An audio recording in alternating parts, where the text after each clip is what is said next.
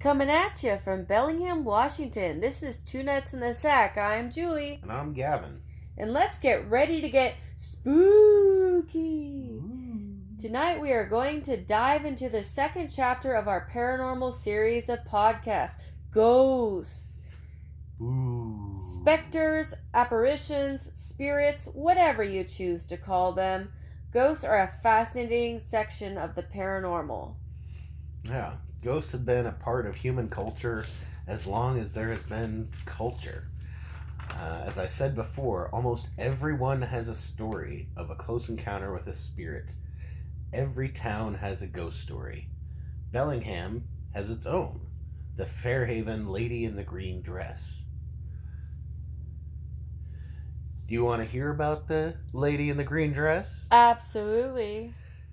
So, the town marshal, Joseph A. Blakely, and his wife, Flora, owned 1/4 of the Mason Block, now known as Sycamore Square. Flora was the mother of 2 children, a girl, Kay, and a boy, Roy. Whilst living in Brownsville, Oregon in 1890, Kay died at the age of 10. Flora's sister, Retta, had died 2 years early from insanity in an insane asylum near Brownsville. So the Blakeleys chose to leave Oregon in search of peace, and they found Fairhaven.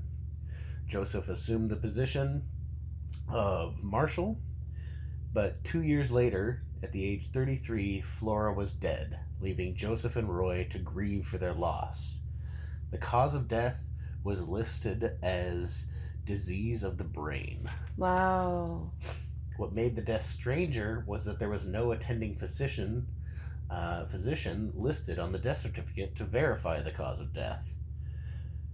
In the ensuing years, there were sightings of a woman in a green dress. Interestingly, psychics were brought to the Mason Block to investigate some strange goings-on. Doors closing on their own, furniture moving, and of course the enigmatic woman in green. Creepy. Independently, the psychics said that the woman in green had lived in the building at the turn of the last century and died from either falling or jumping from a 4th-floor balcony.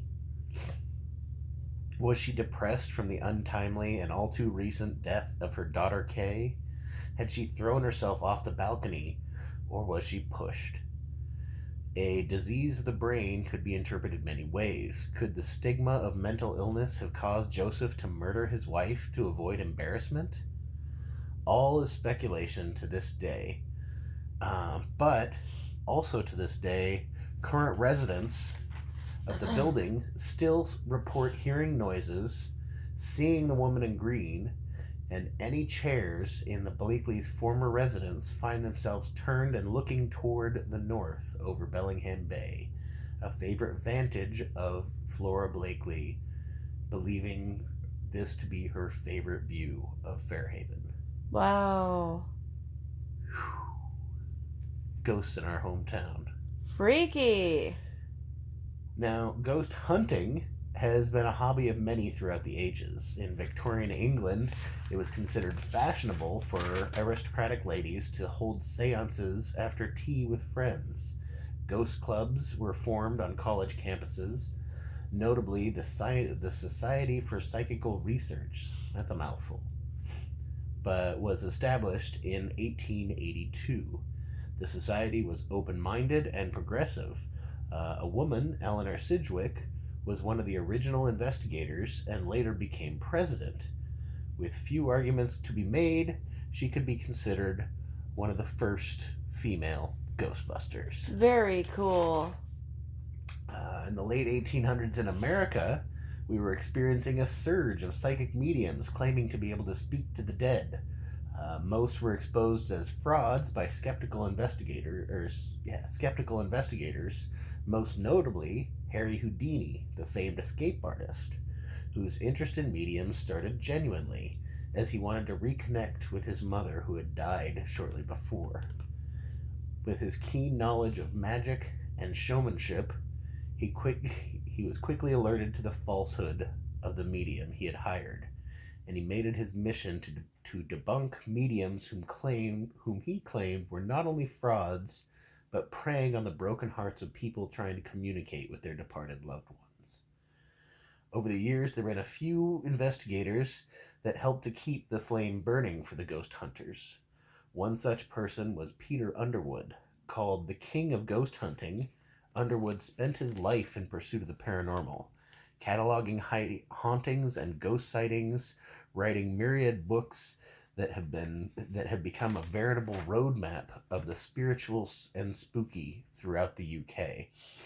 He was part of the Society for Psychical Research, as well as founding and forming many societies and ghost clubs of his own. In his 1986 book, The Ghost Hunter's Guide, he outlined the different categories of ghosts one might encounter on an investigation. Oh, okay. So we're going to go into the 8 different types of ghosts. Number 1, atmospheric photograph ghosts. There is most certainly considerable evidence from old parts of the world over many, many years to suggest that certain events occasionally imprint themselves in or on the atmosphere of the place where the event occurred. And this is like the stone tape phenomenon, wherein events release so much energy that it actually gets imprinted onto physical objects. And in the right place at the right time, you could be able to see, hear, or experience what happened. What else you got? Number 2, historical or traditional ghosts associated with old historic houses and recognized as the shades of the people who once lived in the property. Immune to structural alterations, they will still follow the layout of the house that was familiar to them in life. Melting into walls or appearing from the knees up, they will rarely speak out and be found to have suffered in life. They have a kinship with atmospheric photograph ghosts. Right. It's kind of like just they're just going about their normal lives, and they just are trapped to the location and can't move on for whatever reason. Usually associated with people who lived in a house for a very long time, and now their soul is trapped. Next. Number 3. Now bear with me on this word. Cyclic? Cyclic? Cyclic. Yes. Cyclic, or reoccurring ghosts. These are ghosts which return at regular intervals on certain dates. The most common interval being in 12 months long. Now, if you were to ghost hunt, you would want to visit the location before and after on the date that the ghost was said to appear. Right. This reminds me of Pee Wee Herman, and in Pee Wee's Big Adventure, when he gets into the truck with the truck driver, and she starts telling him about a story about a crashed truck on this very road on this very night some odd years ago.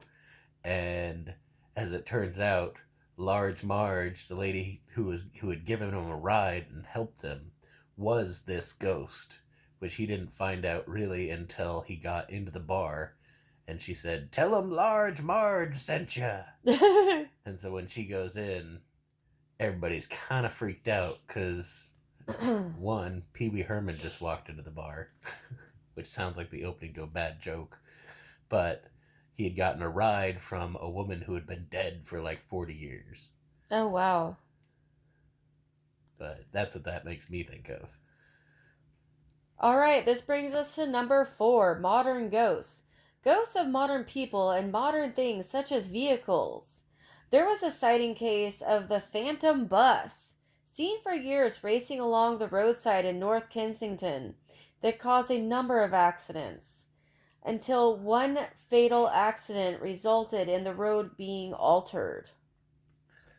Which just speaks to the power of ghosts. I mean, this is what you could also deem this, or they kind of modernly deem it, the time slip phenomenon, wherein an event happens sort of on a loop, and it just keeps reappearing and reappearing and reappearing, but so much so that they didn't know what to do about it, so they just moved a road, which is pretty powerful for people who don't believe in ghosts. Right. Okay. Number 5, ghosts of the living.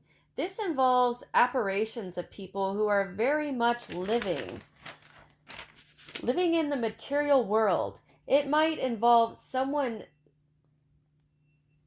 seeing a friend on the street when the friend in question is very much in another space in their physical body. Right.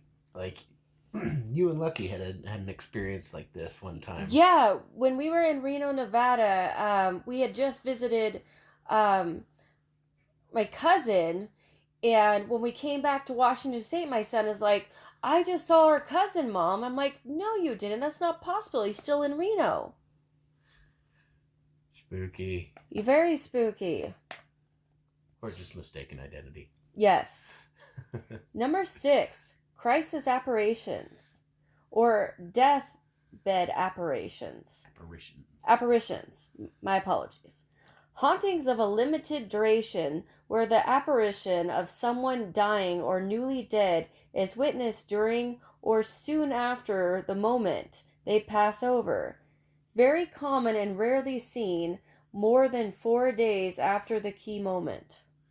Right. This is like those stories that you hear when, somebody's doing the dishes and they look out and they see Grandma, and then they get a call a few minutes later and learn that Grandma has died miles away, or that Grandma died overnight in her sleep. But there sure is, the day is long that they saw Grandma standing out in front of the window while they were doing the dishes. All right, so freaky. Yeah. Okay. Just checking in on you before I go. This brings us to number 7, family ghosts. They tend to be attached to a particular family for a particular reason, which is normally to warn of impending death. Right. This is like the banshees in Scotland. They were harbingers of death, and the person who was going to die would hear the screams of the banshees coming for them, and it would nearly drive them mad because nobody else could hear it except the person that was going to die. Oh, but my. It happened often enough that it got documented, and thus needed to be categorized by our friend Mr. Underwood. You said mostly the Scottish, right? Right. My heritage, my people. Yes. The Scottish and the Irish, basically northern UK. Right. All right. Last but not least, number 8, haunted objects. Some objects are more likely to become haunted. For example, dolls. Oh my gosh, dolls, so creepy. Seriously, this is the basis of Annabelle. Yes, most in the 21st century. Right, but these dolls are just so creepy. I hate dolls.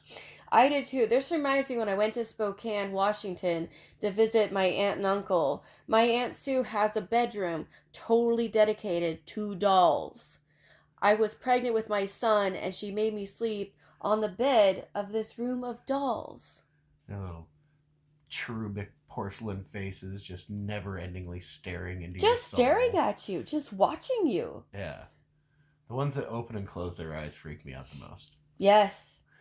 Or the one that our daughter has, and it sits there and it's talking in the other room, and you're like, oh, you're just doing something. All of a sudden, it goes off. Oh, Baby Alive? Yeah. Yes. No, I took the battery out of that last week. Thank God for that. Because, yeah, there was nothing creepier than, I was trying to take a nap in my chair, and I hear strange giggling. You and the girls and my dad were out somewhere, and so I was had the house to myself, and I'm just about to drift off, and I hear creepy oh my gosh. as F. Totally. So this brings us back to the America where we have the Warrens. They were sort of the torchbearers for paranormal investigation in the United States. Ed and Lorraine Warren, who they've been brought to light recently with the wildly successful Conjuring movie franchise, which led to spin-off movies such as Annabelle, Annabelle Creation, The Nun, all of which are loosely based on the case files of the dynamic duo of the dead. And finally, we have Justin McDaniel, a professor of religious studies at Penn State and director of the Penn Ghost Project, who has traveled the world in search of ghosts and understanding the different cultural references and beliefs about ghosts. He said of Asian ghosts, I don't mean to sound demeaning or anything like that, but so ghosts in Asia are more common and a lot less malevolent. Most often people will ask them for help, either healing an ailment or winning the lottery, protecting travelers, looking over a pregnancy. Like American ghosts, they have an attachment to the human realm, which keeps them haunting and helping the humans. They even have the Hungry Ghost Festival on the 7th lunar month in their calendar. It's kind of like the El Dia de los Muertos of Spanish and Mexican and of Latin history, where spirits are allowed to roam around and visit the living. This lasts a whole month. So in Taiwan, they believe that during this ghost month, spirits can cause accidents and therefore avoid risky behaviors. As evidenced by a study that showed that the number of deaths by drowning decreases at this time every year. Wow. Because they're all just being a little bit more careful. They should always be that way. Well, yeah. But especially in this month, all their accidental deaths kind of tend to decrease because people are being a little less risky. So it's a worldwide phenomenon. And this is evidenced in the TV shows that we talked about yesterday, like the Ghost Hunters, Ghost Hunters International, Most Haunted, Ghost Adventures, the show that I like to watch with Lucky. And our son. Yeah. And not surprisingly, studies have linked a direct relationship between the belief in ghosts with exposure to these paranormal related TV shows. So it's a perpetual culture, and there are good researchers out there that are trying to do this scientifically, but as it's paranormal, it's outside of scientific explanation. But it doesn't stop them from creating new technologies to try and figure out the existence of ghosts or prove the existence of ghosts. Do you believe in ghosts, Gavin? Well, yeah. I've seen some creepy shit in my time. But let's just have one more tale if you're game. Oh, I'm so game. I'm so ready. So we talked earlier about the late 1800s. Belief in ghosts was at fever pitch in America, so much so that it even influenced a man's conviction for murder. I'm talking, of course, about the Greenbrier ghost. Now, I was familiar with this case before, but as I was doing my research, for the sake of time and clarity, I ripped this telling directly from Wikipedia. So, sue me, I took the short way out. I'm ready. Okay. I have my special pillow. My special pillow, I'm going to squeeze it if I get scared. We've got crosses, we've said blessings. I think we'll be okay. I think so. And besides, this one is not that scary. It's just very interesting. And it's the case of a ghost that influenced the decision about a man's life. All right, let's hear it. The Greenbrier ghost is a name popularly given to the alleged ghost of a young woman in Greenbrier County, West Virginia. who was murdered in 1897. Initially judged a death by natural causes, the court later declared that the woman had been murdered by her husband, following testimony by the victim's mother, in which the latter claimed that her daughter's spirit revealed the true cause of death. Elva Zona Heister, the murder victim, was born in Greenbrier County sometime around 1873. Not much is known about her early life, other than she was brought up near Richlands, and she gave birth to a child out of wedlock in 1895. In October 1896, Zona met a drifter named Edward Stribling Trout Shoe. He had moved to Greenbrier County in search of new life and to work as a blacksmith.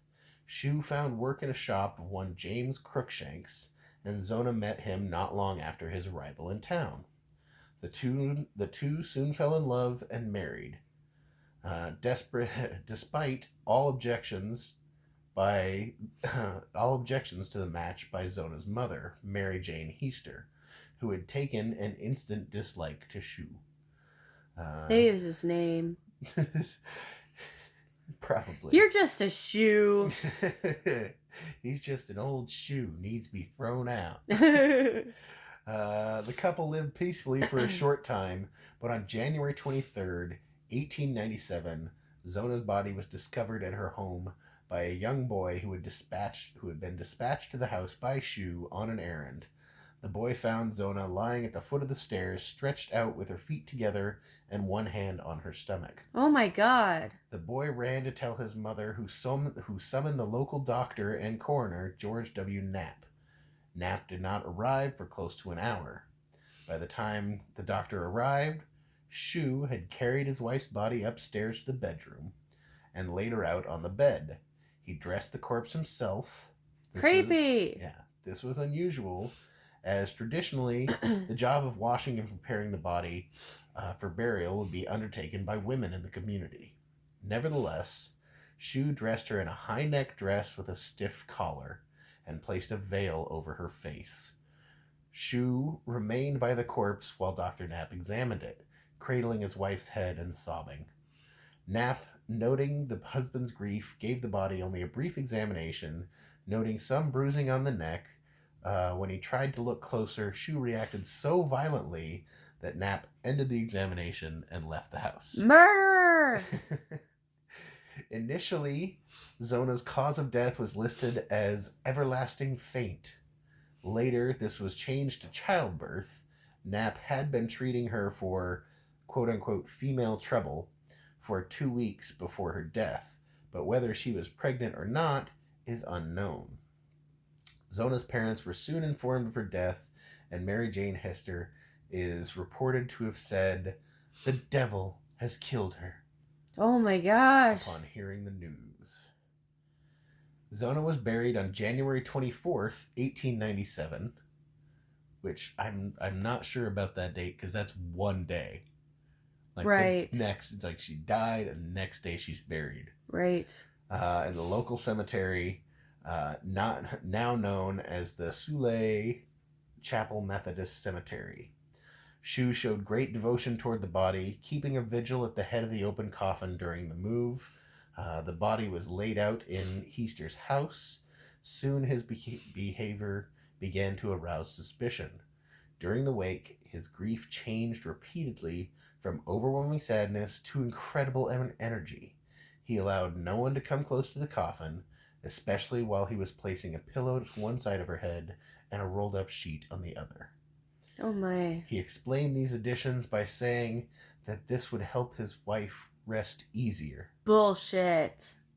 Shoe also tied a large scarf at the corpse's neck, explaining tearfully that it had been Zona's favorite. Oh, sure it was. When it came time to move the corpse to the cemetery, though, several people noticed that there seemed to be a strange looseness to Zona's head. Ugh. For her part, Mary Jane Heister was convinced that her son-in-law had murdered his wife. After the wake, she removed the sheet from inside the coffin and tried to return it to him, but he refused it. She noticed an odd odor about it, so she washed it. The water in the basin turned red when she dropped the sheet in. Whoa. The sheet then turned pink and the water cleared. The stain could not be removed, which Miss Heaster interpreted as a sign that Zona had been murdered. She began to pray, and every night for the 4 weeks, kept up her prayers, hoping that Zona would return to her and explain what had happened. Here's where the haunting comes in. All right. According to local legend, Zona appeared to her mother in a dream 4 weeks after the funeral. She said that Shu was a cruel man who abused her and who had attacked her, and in a fit of rage, when he believed that she had cooked no meat for dinner, he broke her neck.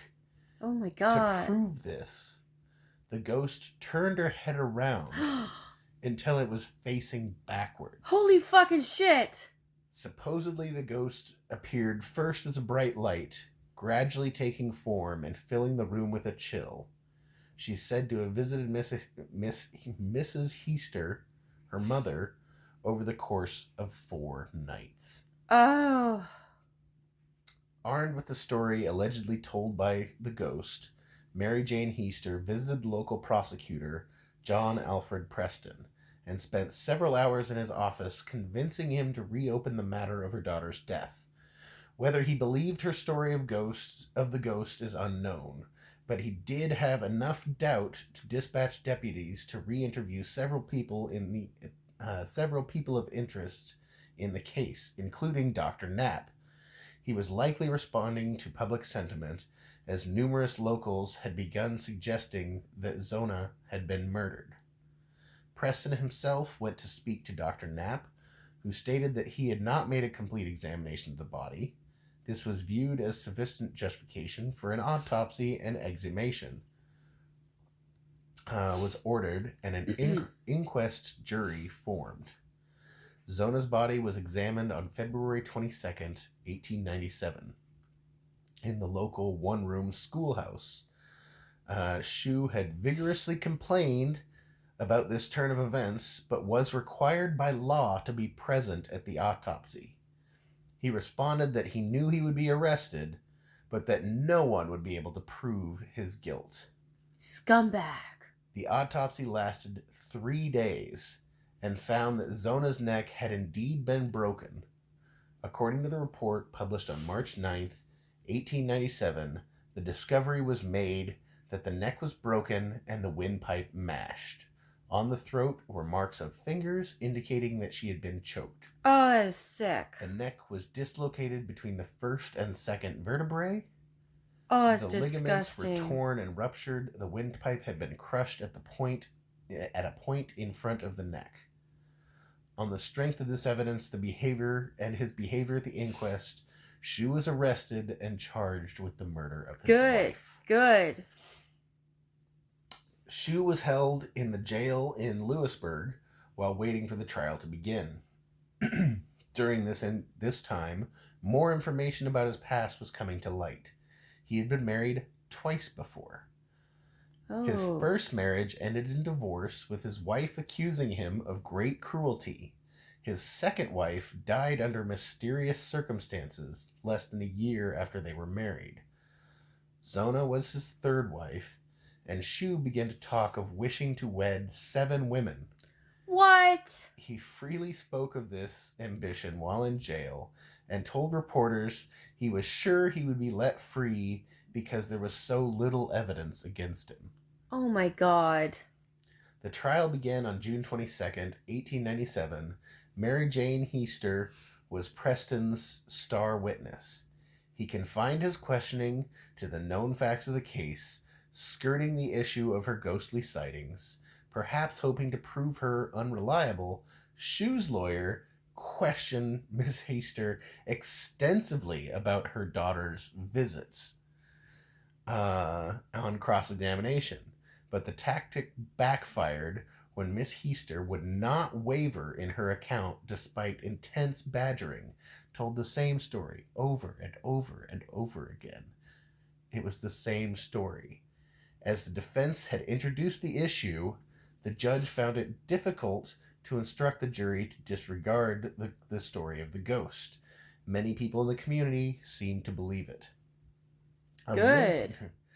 Consequently, Shu was found guilty of murder on July 11th and sentenced to life in prison. Good. However, according to reports assessed, the Greenbrier ghost was never mentioned by the prosecution and played no part in the case against Shu. Wow. At least the prosecution's case. Because the defense tried to use that against her, but it totally backfired. Oh. A lynch mob was formed to take him from the jail and hang him, but the mob was disbanded by the deputy sheriff before any damage was done. 4 of the mob's organizers later faced charges for their actions. Shu was moved to the West Virginia State Penitentiary in Moundsville, where he lived for 3 more years. Just 3 more years on a life sentence. Wow. He died on March 13th, 1900, the victim of an unknown epidemic. Crazy. And was buried in an unmarked grave in the local cemetery. Mrs. Heaster never recanted her story about her daughter's ghost and died in September 1916. As for Zona, her ghost was never seen in the area again. Wow. So the state of West Virginia, has erected a state historical marker near the cemetery in which Zona Shu was buried. It reads, "Interred in nearby cemetery is Zona Heaster Shu. Her death in 1897 was presumed natural until her spirit appeared to her mother to describe how she was killed by her husband Edward. Autopsy on the exhumed body verified the apparition's account. Edward, found guilty of murder, was sentenced to state prison. The only case in which testimony from a ghost helped convict a murderer." Wow, it said all that? Says all that. Wow. So that is just kind of a crazy story. Not super scary, but it had its moments. Oh, absolutely. And that just it really just sort of sums it up. Is that good, bad, or otherwise, we love ghost stories. We want to believe.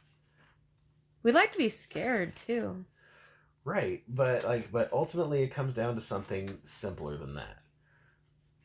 Our belief in ghosts is sort of a direct result of our innate fears about our own mortality.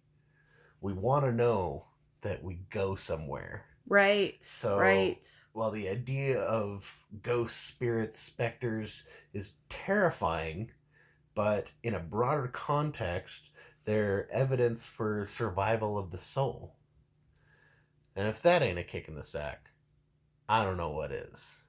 I don't know what is either, Gavin. All right, this is Two Nuts in the Sack, signing off.